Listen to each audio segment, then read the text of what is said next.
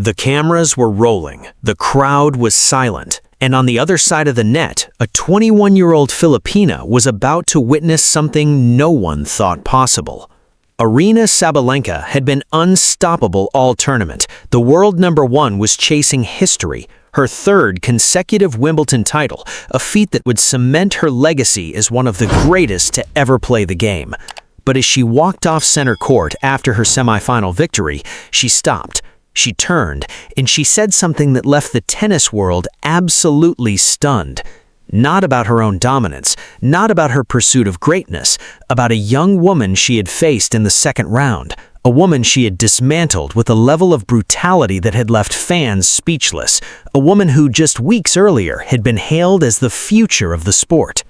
"Alex Eala is special," Sabalenka said, her voice filled with something unexpected: respect. "She pushed me. She reminded me why I love this game." But here's the twist. Sabalenka's comments weren't just praise, they were a warning, a recognition that the young Filipina who had been crushed on center court had done something that no one else had managed. She had made the world number one uncomfortable. Was this the end of Alex Eala's Wimbledon dream, or the moment her legend truly began? Aryna Sabalenka was unstoppable. The world number one had arrived at Wimbledon with one goal in mind: history. A third consecutive Wimbledon title, a place among the immortals of the sport, a legacy that would cement her as one of the greatest to ever play the game. She had been dominant all tournament. Her serve was unbreakable. Her ground strokes were devastating. Her movement was fluid. Her confidence was unshakable. One by one, she had demolished her opponents. One by one, they had walked off center court with their heads hung low, unable to find an answer to the Belarusians' power. But it was in the second round that Sabalenka delivered a performance that left the tennis world breathless. Standing across the net was a 21-year-old Filipina sensation who had captured the hearts of millions: Alex Eala, the first Filipino seed in Grand Slam history, the player who had defeated world number 2 Elena Rybakina and world number 8 Elena Svitolina, the woman who had carried the hopes of 115 million people on her shoulders. The match was scheduled for center court. The stadium was packed. Thousands of Filipino flags waved in the stands. The roar of the crowd was deafening. This was the moment everyone had been waiting for, and Sabalenka destroyed her. In just 68 minutes, the world number one dismantled Eala's game with a level of brutality that left fans speechless. The final scoreline told the story: 6-2, 6-1. Eala, who had taken a set off Sabalenka in their previous meeting at the Miami Open, couldn't find an answer. She couldn't find her rhythm. She couldn't find a way to slow down the Sabalenka freight train. But here's the thing about Sabalenka's dominance. It wasn't just about power. It wasn't just about athleticism. It was about something far more profound. It was about a champion who had been through the fire and emerged stronger. A woman who had lost before she learned to win. A competitor who refused to let any opponent, no matter how talented, stand in her way. And when the match was over, as Alex Eala walked off center court with her head held high, Sabalenka did something that stunned the tennis world. She stopped, she turned to the cameras, and she spoke about the young woman she had just demolished. The statistics were staggering. The scoreline was brutal, and the performance was one for the ages. In just 68 minutes, Aryna Sabalenka had dismantled Alex Eala's game with a level of dominance that left the center court crowd breathless. The final score was 2-6, 6-1.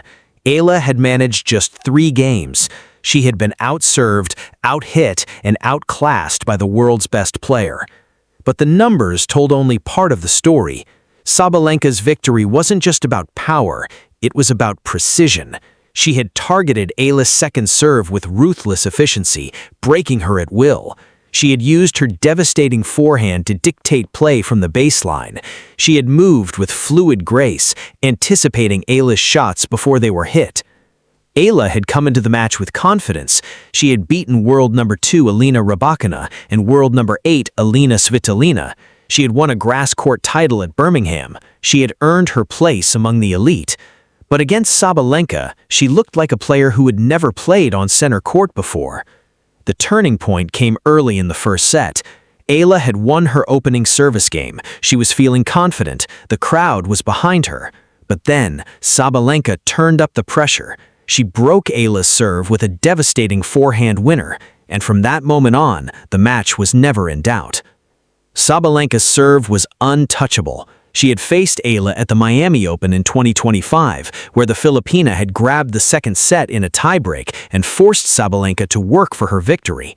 But this time, she refused to give Eala anything. She served 7 aces, she hit 26 winners, she made just 8 unforced errors. Eala, by contrast, struggled to find her rhythm. She hit just 5 winners, she made 16 unforced errors. She couldn't handle Sabalenka's pace. She couldn't find a way to slow down the Belarusian's relentless attack. "I just couldn't get into the match," admitted Eala after the match. "She was too good today. She played at a level that I couldn't match. I need to learn from this. I need to get better." Sabalenka, for her part, was measured in her assessment. "It was a very good match for me. I was very consistent. I was aggressive. I was serving well. She pushed me in Miami, so I knew what was coming, but this time I was ready." The match was over in little over an hour, but the impact of Sabalenka's performance would be felt long after the center court crowd had dispersed, because in that 68-minute demolition, something unexpected happened. Sabalenka had done more than just win a tennis match. She had sent a message to the tennis world. Alex Eala wasn't just a rising star, she was a future champion in the making. And when Sabalenka walked into the press conference room, she delivered a statement that would leave the tennis world absolutely stunned. The press conference room was packed. Reporters from every corner of the globe had gathered to hear from the world number 1. The cameras were rolling, the questions were flying. Sabalenka had just delivered one of the most dominant performances of her career. She had demolished a rising star on center court. She was chasing history. She was expected to talk about her own greatness, her own pursuit of a 3rd consecutive Wimbledon title. Instead, she did something no one expected. "I told her after the match that she has a great future in front of her," Sabalenka said. "She's a very young player. She's improving a lot. I'm sure she will be one of the biggest stars of women's tennis very soon." The room fell silent. Sabalenka had just lost to Eala in the semifinals of the WTA 500 Berlin Open weeks earlier, and she had praised the young Filipina for pushing her to the limit. But this was different. This was on center court in front of the entire world. Sabalenka continued, "Alex is amazing. She has so much potential. She was pushing me in Miami, and she pushed me again today. I think she has a very bright future in the sport." The words hung in the air like a prophecy. Sabalenka wasn't just paying lip service. She was acknowledging something that the tennis establishment was slow to recognize. Alex Eala wasn't just a rising star. She was a future champion in the making. The press conference would be replayed millions of times across the globe. Filipino fans would watch it with tears in their eyes. The tennis world would analyze it for weeks. And Alex Eala, sitting thousands of miles away, was about to discover that her Wimbledon dream wasn't over. It was just beginning. Why did Aryna Sabalenka's words matter so much? Because Sabalenka wasn't just any player. She was the world number 1. She was the most dominant force in women's tennis. She had won 3 Grand Slam titles. She had faced the best players in the world and beaten them all. When she spoke, the tennis world listened, and she had just predicted that Alex Eala would win a Grand Slam. The significance of this moment cannot be overstated. Sabalenka didn't have to say anything. She could have given the standard answer. She could have talked about her own performance. She could have focused on her own pursuit of history. Instead, she chose to recognize the brilliance of the young woman she had just defeated. For Eala, Sabalenka's words were validation. They were proof that she belonged among the elite. They were confirmation that her grass court revolution wasn't a fluke.